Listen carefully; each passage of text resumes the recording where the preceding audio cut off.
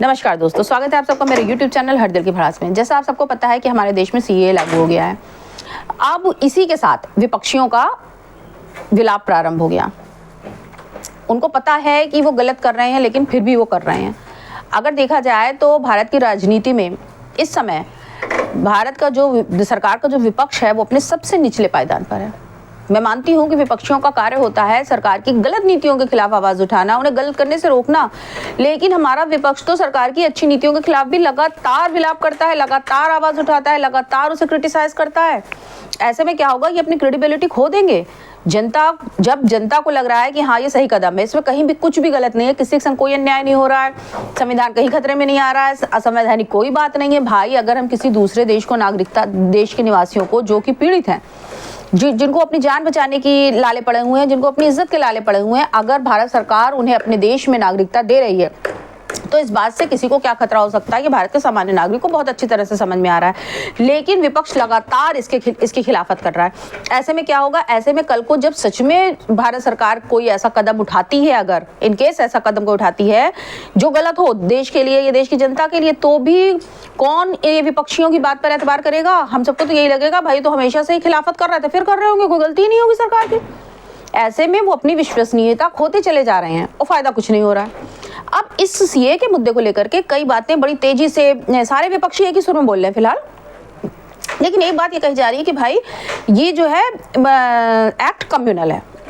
अब मेरा सबसे पहले उन बेवकूफ़ों से ये पूछना है कि भारत का संविधान किसके ऊपर लागू होता है? भारत का संविधान भारत की जनता पे लागू होता है कि पूरे विश्व पे लागू होता है?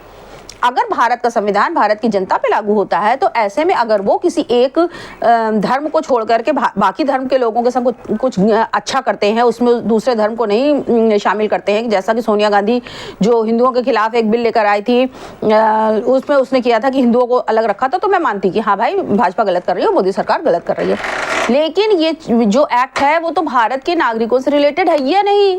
ये तो भारत के पड़ोसी देशों अफगानिस्तान, पाकिस्तान और बांग्लादेश में जो माइनॉरिटीज के ऊपर इतने अत्याचार हो रहे हैं, उनकी जान और इज्जत को बचाने के लिए उठाया गया कदम है। तो इसमें हमारे संविधान का क्या लेना देना जो ये एक्ट कम्युनल हो गया? क्या विपक्षी ये कहना चाह रहे हैं कि जैसा संबंध हम अमेरिका से रखें सेम संबंध हमें चाइना से रखना चाहिए, नहीं तो हम कम्युनल है? जैसा संबंध हम इजराइल से रखें सेम वैसा संबंध हमें हमास से रखना चाहिए, नहीं तो हम कम्युनल है? अरे बेवकूफों, बोलने से पहले सोचो तो कि तुम कह क्या रहे हो। दूसरा वो ये कह रहे हैं कि सिर्फ भारत के मुसलमानों के खिलाफ अन्याय हो रहा है। अरे भाई, भारत के मुसलमानों के खिलाफ अन्याय कैसे हो रहा है? इसमें तो भारत के मुसलमानों को कुछ लेना देना ही नहीं है। और जहां तक वो ये कह रहे हैं कि उन्होंने मुस्लिम्स को छोड़ दिया है इन 3 कंट्रीज के, तो उसके लिए भी सरकार एक पुख्ता बात कह रही है। वो कह रही है इनको इसलिए छोड़ा है कि उस देश में की मेजॉरिटी है, जैसे कि श्रीलंका में इन्होंने तमिल और हिंदुओं को छोड़ दिया। तमिल और हिंदू इस CAA के एक्ट के तहत हमारे देश के नागरिक नहीं बन सकते हैं। क्यों? क्योंकि वो श्रीलंका में माइनॉरिटी नहीं है, मेजॉरिटी है। और ये एक्ट सीधे सीधे माइनॉरिटीज के सुरक्षा के लिए है कि उनकी इज्जत को और उनकी जान को कोई खतरा ना हो अगर इन 3 कंट्रीज में उनके संग जैसा बुरा हो रहा है। तो जब हमने हिंदू और तमिल लोगों को छोड़ दिया श्रीलंका में, तो उसी तरह अफगानिस्तान, पाकिस्तान और बांग्लादेश में हमने मुस्लिम्स को छोड़ दिया। इसमें कहाँ गलत है? अब इसमें तहसीन पूनावाला की मुद्दा भी लेके आए थे कि भाई आप अब हिंदुओं के संग अन्याय कर रहे हैं। भाई क्योंकि श्रीलंका के तमिल और हिंदुओं को नहीं किया। भाई देखिए, जिस देश में जो मेजॉरिटी है, माना जाता है कि वही अगर किसी के ऊपर अत्याचार कर रही है तो वही कर रही है, ऐसा एक सिंपल परसेप्शन होता है। तो सुरक्षा किसे दी जाएगी? माइनॉरिटी को दी जाएगी कि मेजॉरिटी को दी जाएगी? अब उसमें वो सपा के आगे वो कह रहे हैं भाई सीमा हैदर को क्यों दे दी गई? बेवकूफ़ों, सीमा हैदर को इसमें नागरिकता नहीं मिली है और इस एक्ट के तहत सीमा हैदर को इस भारत की नागरिकता मिल भी नहीं सकती है। ये सिंपल सी बात जो भाजपा के लोग समझाते चले आ रहे हैं, या जो पढ़े लिखे समझदार मुस्लिम समुदाय के लोग भी समझा रहे हैं, ये बात आपके भेजे में क्यों नहीं घुस रही है कि CAA का भारत से, भारत के नागरिकों से कोई लेना देना है ये नहीं।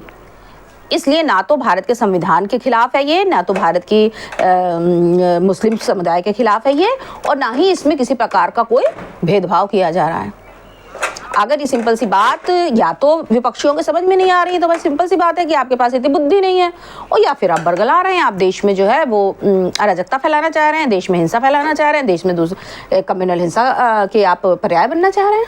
इसका तो सिंपल सही मतलब निकाला जाएगा। और साथ ही साथ इस तरह की बेवकूफ़ाना बातों से आप देश की जनता के दिल में अपने लिए विश्वसनीयता खोते जा रहे हैं। बोलने से पहले ज़रा सा सोचिए, ज़रा सा समझिए। इसी प्रार्थना के साथ मैं आज का ये एपिसोड यहीं समाप्त करती हूँ।